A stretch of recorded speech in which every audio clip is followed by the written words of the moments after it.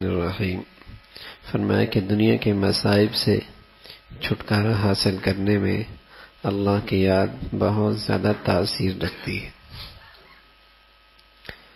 دنیا کے مصائب سے چھٹکارا حاصل کرنے میں اللہ کی یاد بہت زیادہ تاثیر رکھتی ہے۔ جسمانی ورزش ہوتی رہے آدمی بہت ساری بیماریوں سے بچ جاتا ہے۔ یہ تو ایک اعتماد یقین کے درجے میں بات پہنچ چکی ہے۔ اور ایک بات اللہ کے نبی بتا رہے کہ کثرت سے اللہ کو یاد کی برکت سے آدمی دنیا کے بہت سارے مصائب سے محفوظ رہتا، بہت سارے مصائب سے محفوظ رہتا۔ اللہ کی یاد کی ایک خاصیت یہ بھی ہے کہ بندہ جتنا اپنے اللہ کو یاد کرے گا اتنا ہی اللہ تعالیٰ اس کو دنیاوی مصائب سے محفوظ رکھیں گے۔ اور اس کا مشاہدہ ہے کہ اللہ کو یاد کرنے والے عام طور پر دنیا کے مصائب کا کم شکار ہوتے ہیں۔ دیکھو بھائی، دنیا میں کوئی شخص ایسا نہیں ہو سکتا جس کو ساری زندگی میں کوئی صدمہ نہ آئے، کوئی غم نہ آئے، کوئی مصیبت نہ آئے۔ یہ دنیا تو ہے ہی ایسی کہ اس میں خالص راحت، خالص لطف، خالص لذت نہیں مل سکتی۔ اس کے اندر ہر طرح کے اسباب پیدا ہوتے ہیں۔ اس دنیا میں کبھی لذت آتی ہے، کبھی تکلیف ہوتی ہے، کبھی راحت ہوتی ہے، کبھی صدمہ ہوتا ہے، کبھی غم ہوتا ہے، کبھی خوشی ہوتی ہے۔ بڑے سے بڑا بادشاہ، بڑے سے بڑا حاکم، بڑے سے بڑا پیغمبر اور بڑے سے بڑا ولی دنیا کی تکالیف سے محفوظ نہیں۔ اس کو کچھ نہ کچھ تکلیف ہوتی ہے، لیکن اللہ کو کثرت سے یاد کرنے والے عام طور پہ دنیاوی مصائب سے زیادہ محفوظ رہتے ہیں۔ یہ نہیں کہ بالکل صدمہ نہیں آئے گا، بالکل تکلیف نہیں آئے گی، بالکل بیماری نہیں آئے گی، ایسا نہیں ہوگا، لیکن کثرت سے اپنے اللہ کو یاد رکھنے کی برکت سے دنیاوی بہت سارے مصائب سے محفوظ رہے گا۔ بلکہ ایک بات تو 100% ہر آدمی محسوس کر سکتا ہے، ہر آدمی محسوس کہ کثرت سے اللہ کو یاد کرنے والا عین مصیبت کے اندر بھی اطمینان میں ہوگا، عین مصیبت میں بھی اطمینان میں ہوگا۔ یہ اللہ کو یاد کرنے کی برکت ہے۔ عین مصیبت جو کثرت سے اپنے اللہ کو یاد کرتا، عین مصیبت کے اندر بیماری آئے گی، تکلیف آئے گی، دنیا ہے بہت ساری چیزیں مزاج کے خلاف، طبیعت کے خلاف۔ دنیا جو ہے یہاں تو خالص راحت نہیں، خالص صحت نہیں، خالص لطف نہیں، خالص مزہ نہیں، یہ سب کچھ جنت میں ہوگا۔ یہاں ملے جلے حالات آتے رہیں گے، لیکن اللہ کو یاد کی برکت سے یہ پھر بھی بنسبت دوسروں کے زیادہ محفوظ ہے، یہ زیادہ محفوظ ہے اللہ کی یاد کی برکت۔ تو یہ بڑی نعمت ہے۔ اللہ رب العزت ہمیں ہر وقت اللہ اپنی یاد نصیب فرما دے، اپنا تعلق نصیب فرما دے۔ دیکھو میرے عزیزوں، خوشحالی ہو، راحت ہو، صحت ہو، اللہ کو بھول جائیں گے، مصیبت میں، پریشانی میں اللہ کو یاد کریں گے تو اللہ کے فرشتے بھی کہیں گے اللہ یہ تو بڑی نامانوس آواز ہے، اس کو تو رد کر دیا جائے۔ اور جو اپنے اللہ کو ہر وقت یاد کرتا ہے، مصائب میں بھی، تکالیف میں بھی، تو مصیبت کی گھڑی میں جب یہ پکارتا ہے تو فرشتے سفارش کرتے ہیں اللہ یہ تو جانی پہچانی آواز ہے، اسے رد نہ فرمائیے، اس کی فریاد قبول کر لیجیے۔ تو ہر وقت اپنے اللہ کو یاد رکھنا اس کی برکت سے بہت سارے مصائب دنیا سے آدمی محفوظ ہونے لگتا ہے۔ تھانوی رحمۃ اللہ علیہ فرماتے ہیں کہ آج کل لوگ تعویذ گنڈوں اور عملیات کے چکر میں بہت پڑے رہتے ہیں، اور اس کا نام روحانی علاج رکھا ہوا ہے۔ اس کا نام روحانی علاج رکھا، جی روحانی علاج کروانا ہے، کیا تعویذ لینا ہے، کچھ وظیفہ پوچھنا ہے، وظائف کا نام، ہاں، اور تعویذوں کا نام لوگوں نے روحانی علاج رکھا۔ ارے میاں، روحانی علاج تو یہ ہے کہ میرے اندر کا تکبر ختم ہو جائے، میرے اندر کا حسد ختم ہو جائے، میرے اندر کا بغض ختم ہو جائے، میرے اندر کی دنیا کی محبت ختم ہو جائے، یہ روحانی علاج ہے، یہ روحانی علاج ہے۔ تو فرمانے لگے کہ آج کل لوگ تعویذ گنڈوں اور عملیات کے چکر میں بہت پڑے، شاید ہی کوئی گھر محفوظ ہو، ذرا سے بیماری آئی کوئی اثر ہو گیا ہے، ذرا سے کوئی اثر ہو گیا، ذرا سے حالات اونچے کچھ اثرات ہو گئے۔ اچھا جن کے پاس جائیں گے وہ بھی بتائیں گے ہاں ہے، کیونکہ اگر وہ نہ بتائیں تو بولیں گے یہ عامل ہی نہیں ہے، وہ عامل ہی نہیں ہے۔ عامل تو وہی ہے جو آپ کی پر نشاندہی کرے گا۔ اچھا یہ بھی ایسا ہے، تین کہیں نہیں، جو کہے گا ہے ہاں یہ بڑا عامل ہے، تین نے کہا نہیں ہے نہیں مانے گا، ایک نے کہا ہاں یہ ہے، یہ صحیح ہے۔ اللہ پھر اگر داڑھی والا، ٹوپی والا، پگڑی والا کہہ دے ہے کچھ، اوہو یار اس نے کہہ دیا۔ اللہ کو مانو میرے عزیزوں، ان چکروں میں نہ پڑو،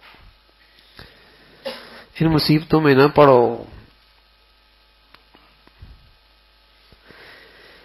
اس کا نام روحانی علاج رکھا، حالانکہ اس روحانی علاج سے کوئی تعلق نہیں، اس کی طرف تو لوگ بہت متوجہ رہتے ہیں۔ ہر آدمی تعویذ کی فکر میں، فلاں چیز کا تعویذ دے دو، فلاں چیز کا تعویذ دے دو، لیکن جو اصل مسنون طریقہ ہے اس کی طرف التفات بہت کم ہے۔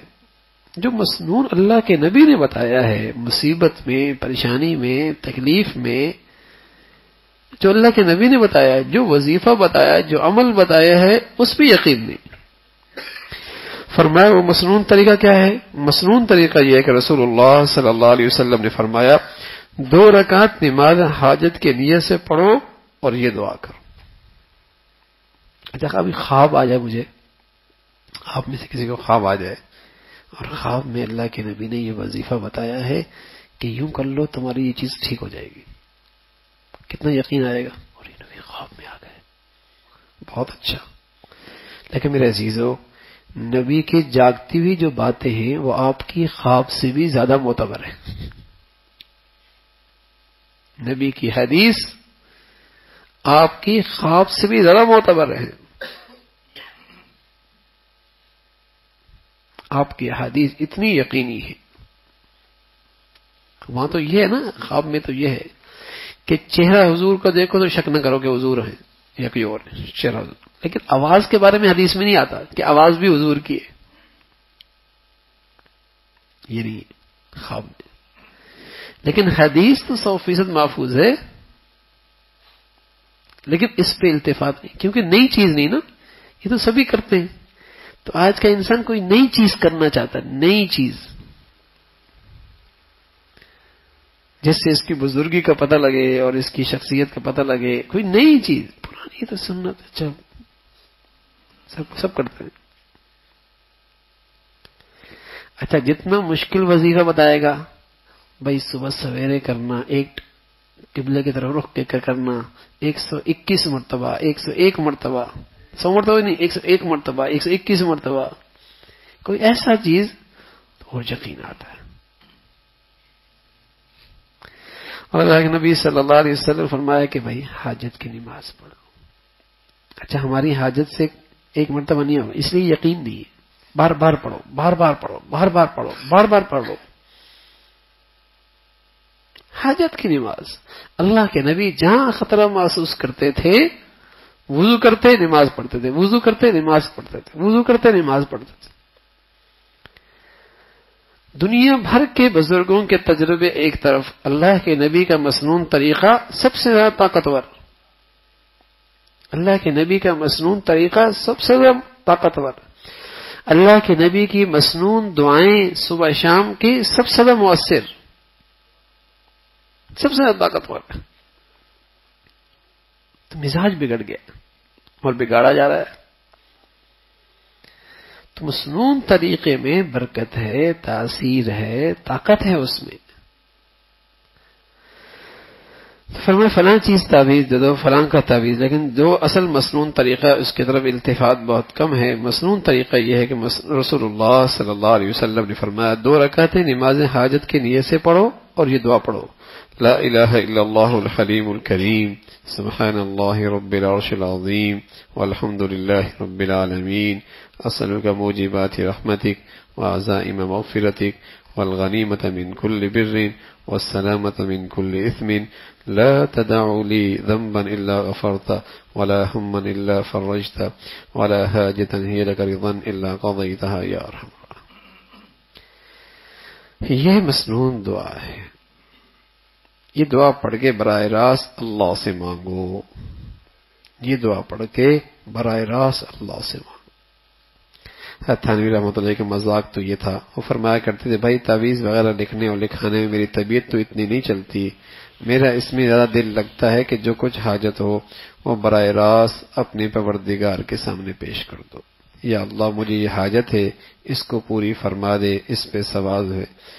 تعویذ پر کوئی ثواب نہیں، جھاڑ پھونک پر کوئی ثواب نہیں، جائز ہے لیکن اس کا ثواب نہیں، اس سے اللہ سے دعا مانگو، جتنی دعا مانگو گے جتنا ثواب میں اضافہ ہوتا چلا جائے گا، اللہ تبارک و تعالی اپنے فضل سے یہ توفیق نصیب فرما دے۔ باقی جتنے وظیفے کرو گے، ٹھیک ہے، کسی کام کے لیے ثواب نہیں ملے گا، جائز الفاظ ہے، جائز ہے، لیکن دعا ایسی چیز ہے اس میں اگر دنیاوی مقصود ہے اور دنیاوی مانگ رہے ہیں تب بھی یہ عبادت ہے، اس لیے کہ مسنون طریقہ ہے۔ اس میں دنیاوی مانگ رہے ہو، اللہ بیٹا دے دے، بیٹی دے دے، یہ دے دے، وہ دے دے، دنیاوی مانگ رہے ہو، یہ ایسا عبادت ہے کیونکہ نبی کا طریقہ ہے، اللہ کے نبی نے کیا ہے، تو اس میں پھر بھی ثواب ملے گا۔ تو مصیبت میں، تکلیف میں، آزمائش میں کثرت سے طلب الحاجت کی عادت بناؤ۔ ذرا سی کوئی چیز مزاج کے خلاف ہے، نیت باندھی، صلاۃ الحاجت، صلاۃ الحاجت، سجدے میں گڑ گڑا کر اللہ سے دعائیں کرو۔ واستقبلوا امواج البلاء بالدعاء والتضرع، واستقبلوا امواج البلاء بالدعاء والتضرع، آنے والی مصیبتوں کا اور آفات کا راستہ روکا جا سکتا ہے اللہ کے سامنے گڑ گڑا کر کے، اللہ کے سامنے دعائیں کر کے۔ کتنا مؤثر وظیفہ ہے، کتنا مؤثر وظیفہ، دعاؤں کا اہتمام۔ اچھا بھائی، شاید ہی کوئی ہم میں سے ایسا ہو جس کی زندگی میں کوئی حالت مزاج کے خلاف نہ ہو، ہر ایک کی زندگی میں ہے، ہر ایک کا گھر ہے، ہر ایک کی زندگی کچھ چیز ہو نہیں رہی، مزاج کے خلاف، حالات طبیعت کے خلاف، تو ہمیں ضرورت ہے نا، مسجد میں آتے ہیں 2 رکعت حاجت کی نیت پڑھے، حاجت کی نیت پڑھے، صبح شام میں کوئی وقت نکالیں، حاجت کی نیت پڑھے۔ آپ اشراق پڑھتے ہیں، ان اشراق میں حاجت کی نیت کر لیا کریں، اے اللہ دن بھر میرے معاملات آسان کر۔ چاشت کا موقع مل گیا، حاجت کی نیت کر لیں، اے اللہ دن بھر مسالے آسان فرما دے۔ تو حاجت کے ذریعے اپنے اللہ کے قریب ہو جائیے اور اپنے اللہ سے اپنے مسائل اور اپنی حاجتیں پوری کروائیے، یہ مسنون طریقہ ہے۔ باقی تعویذ کوئی چیز اگر جائز کلمات ہیں، جائز الفاظ ہیں، گنجائش ہے، جائز ہے، حرام نہیں، ثواب کوئی نہیں۔ خیر فرمایا کرتے تھے اللہ سے چپکے چپکے مانگتے رہو اور پھر دیکھو کیا سے کیا ہو جاتا ہے، چپکے چپکے اللہ سے مانگتے رہو، پھر دیکھو کیا سے کیا ہو جاتا ہے۔ اگر کوئی آدمی مصلی پر بیٹھا ہوا نفلیں پڑھ رہا ہے، دیکھنے والا بھی سمجھے گا یہ بڑا عبادت گزار ہے، اس میں ریاکاری کا خطرہ بھی ہے، نام و نمود کا بھی، عجب کا بھی خطرہ ہے، دماغ میں خیال آنے لگتا ہے بھائی میں نے بڑی عبادت کی ہے، اپنے عمل کی طرف دھیان زیادہ چلا جاتا ہے، جس کو صوفیہ اکرام ردیت عمل کہتے ہیں۔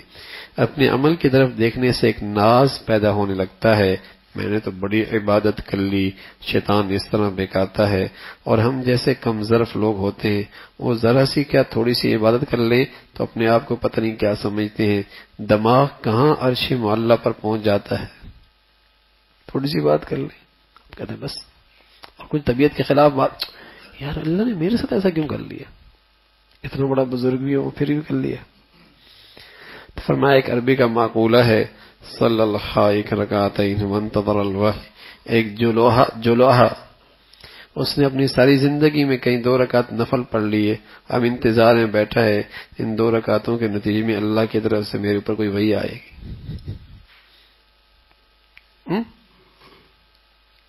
تو شیطان اس طریقے سے ہمیں اپنی عبادت پر ناز میں مبتلا کر دیتا ہے کہ بہت بڑی بات کر لی، پھر انتظار میں ہوتا ہے کوئی اللہ میرے ساتھ خاص معاملہ کرے، کوئی اللہ کا میرے ساتھ خاص معاملہ ہونا چاہیے، اور جب خاص معاملہ حضرت کے ساتھ نہیں ہوتا حضرت کو شکایت ہوتی ہے، اندر ہی شکوے ارے میاں کیا ہماری عبادت، کوئی ایک رکعت ایسی ہے اول تا آخر کہوں اللہ کا دھیان تھا، کوئی ایک رکعت، کیا بزرگی، یہ تو محض اللہ کا فضل ہے میرے عزیزوں، خاص اللہ کا فضل ہے جو ٹوٹی پھوٹی عبادت کے ساتھ اپنے سامنے کھڑا کر دیتا ہے، بٹھا دیتا ہے، ورنہ ایک رکعت نہیں زندگی کی کہ اول تا آخر کہوں کہ اللہ کی طرف دھیان رہا ہے۔ تو بس اوقات ہم اپنی عبادات پہ ناز میں مبتلا ہو جاتے ہیں، لیکن جب چپکے اپنے اللہ سے مانگتے رہیں گے تو کوئی پتہ بھی کسی کو نہیں لگے گا، اور اندر ہی اندر اللہ سے رابطہ بن رہا، تعلق بن رہا۔ یہ عجب پیدا ہوگا، ریاکاری کے خیالات آنے لگتے ہیں، نام و نمود پیدا ہونے لگتا ہے، لیکن یہاں یہ کیفیت ہے کہ دل ہی دل میں اللہ سے رابطہ قائم ہے، کسی کو پتہ نہیں، دیکھنے والے کو پتہ بھی نہیں، دیکھنے میں یہ لگ رہا ہے کہ یہ اپنے کاموں میں مشغول ہے، لیکن اس کا دل اللہ تبارک و تعالی سے جڑا ہوا ہے۔ یہ ایسا راستہ ہے جس میں شیطان کا راستہ مارنے کا احتمال بھی بہت کم ہے، چل رہا ہے، پھر رہا ہے، اٹھ رہا ہے، دفتر میں، دکان میں، چپکے سے اپنے اللہ سے مانگ رہا ہے، چپکے سے اپنے اللہ سے مانگ رہا ہے۔ فرمایا اس سے شیطان حملہ بھی کم کرتا ہے، ریاکاری کا بھی خطرہ کم ہوتا ہے، نام و نمود بھی نہیں ہوتا، اور بزرگی کا خیال بھی نہیں آتا۔ نفس اور شیطان کے اوپر غالب ہونے کا یہ بہترین راستہ ہے کہ ہر وقت اللہ کی یا اللہ تعالیٰ کے منگتے بن جاؤ، ہر وقت اللہ سے منگتے بن جاؤ، بہکاری بن جاؤ، مانگتے رہو۔ وہ درگاہ ایسی ہے جتنا مانگو گے اتنا ہی تم سے راضی ہوں گے۔ انسان تو ایسے ہی، اگر 1 مرتبہ مانگنے آیا، 2 مرتبہ آیا، 3 مرتبہ آیا، 4تھی مرتبہ آئے گا تو اس کو مار بھگا دے گا، بھائی تو نے راستہ ہی لے لیا، اس کو نکال دے گا۔ لیکن اللہ جل شانہ کا عالم یہ ہے کہ جتنا مانگو گے اتنا ہی قریب کرے گا، اور جتنا مانگو گے اتنا ہی وہ پسند کرے گا۔ جب یہ کیفیت ہو جائے گی تو بظاہر تو ساری دنیا کے کام چل رہے ہیں، لیکن اللہ تبارک و تعالی سے جڑا ہوا ہے، اللہ کے ساتھ تعلق مضبوط ہو رہا ہے، پتہ بھی نہیں چلتا کتنا تعلق ہے، اللہ تعالیٰ کے ساتھ تعلق قوی ہوتا چلا جاتا ہے۔ یہ بظاہر چپکے سے جب آدمی مانگتا ہے تو پتہ نہیں لگتا کہ اللہ سے تعلق بڑھ رہا، پتہ نہیں لگتا، اچھا، لیکن کچھ عرصے کے بعد کیفیت ہو جاتی ہے۔ جیسے بچہ ہے 6 سال کا ہے تو 7 سال کا ہو گیا، 8 سال کا، تو روز اسے پتہ چلتا ہے کہ آج میں کتنا بڑا ہو گیا، یا 1 مہینے کے بعد دیکھیں میرا ناپ کتنا بڑا ہو گیا، لیکن ترقی تو ہو رہی ہے نا، بڑھ رہا۔ لیکن کچھ عرصے کے بعد پتہ لگتا ہے کہ میاں اب تو بہت بڑا ہو گیا ہو، جو آدمی ایک بار سے آگے بہت بڑے ہو گئے، بھائی تم نے بہت چھوٹا دیکھا تھا، حالانکہ اسے ہر روز نہیں پتہ چلتا کہ میری کتنی ترقی ہو رہی ہے۔ ایسے ہی اپنے اللہ سے چپکے اس تعلق کی برکت سے آدمی اندر سے بڑا ہوتا رہتا ہے، نظر بھی نہیں آتا اور چپکے سے بڑا بھی ہو رہا ہے۔ لیکن پہلے دن ہی آدمی کا کچھ ایسی شکل اپنا لے، ہاں بڑا بزرگ ہو گیا، بھائی یہ بھی سمجھتا ہوں بڑا بزرگ ہو گیا ہوں میں، سب سے مختلف ہو گیا ہوں ابھی، ہاں۔ تو پہلے دن ہی شیطان عجب میں مبتلا کر دیتا ہے اور اپنے خیال میں کہ ہاں اب میں تو کچھ ہو گیا ہوں، لیکن یہ ایسا تعلق ہے کہ نظر بھی نہیں آتا، چپکے سے اللہ سے مانگ رہا ہے اور بڑا بھی ہو رہا ہے، فتنوں سے بھی بچ جاتا ہے۔ حضرت حارفی رحمۃ اللہ علیہ فرمایا کرتے تھے جیسا کہ ایک نابالغ بچہ ہے وہ روز بڑا ہوتا ہے، اس کے قد و قامت میں ترقی ہوتی ہے، اس کے شعور میں بھی، اس کے عقل میں بھی، اس کے سمجھ میں بھی، ہر چیز میں روزانہ ترقی ہو رہی ہے۔ لیکن ہر دن روزانہ ناپ کر دیکھو، کوئی روزانہ فیتیہ لے کر بیٹھ جائے کہ آج میری کتنی ترقی ہوئی، تو ایک ذرہ برابر بھی ترقی محسوس نہیں ہوگی، پتہ نہیں چل رہا لیکن ہو رہی ہے۔ اور یہاں تک دیکھتی ہی دیکھتی جوان ہو جاتا ہے، قد نکل آیا، بڑا ہو گیا، دیکھنے میں بڑا نظر آنے لگا۔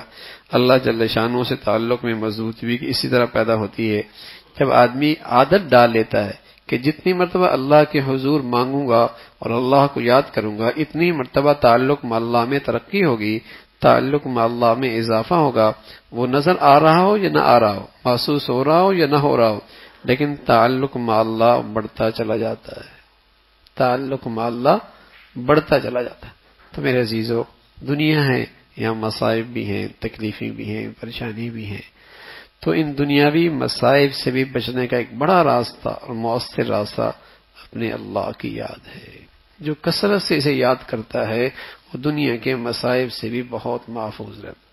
اور دوسرا، اللہ سے تعلق میں اور اس میں ترقی میں یہ راستہ بہت آسان ہے کہ آدمی چپکے سے ہر وقت اپنے اللہ سے عادت کرے، منائے مانگنے کی، منگتا بنتا چلا جائے۔ اور سب سے افضل اور مسنون طریقہ اللہ کے نبی نے بتایا کہ جب بھی کوئی خطرہ محسوس کرو، تکلیف محسوس کرو، صلاۃ الحاجت کی عادت بناؤ، صلاۃ الحاجت کی عادت بناؤ۔ اللہ ہم سب کو بھائی یہ عبادات اور یہ چیزیں نصیب فرما دے۔ اللہم لک الحمد کلہ ولک الشکر کلہ، اللہم لک الحمد کلہ ولک الشکر کلہ، اللہم لک الحمد کلہ ولک الشکر کلہ، اللہم لک الحمد کلہ ولک الشکر کلہ، اللہم اعنا علی ذکرک و شکرک و حسن عبادتک، اللہم اعنا علی ذکرک و شکرک و حسن عبادتک، نستغفر اللہ نستغفر اللہ نستغفر اللہ، سبحان ربک رب العزة عما یصفون وسلام علی المرسلین والحمد للہ۔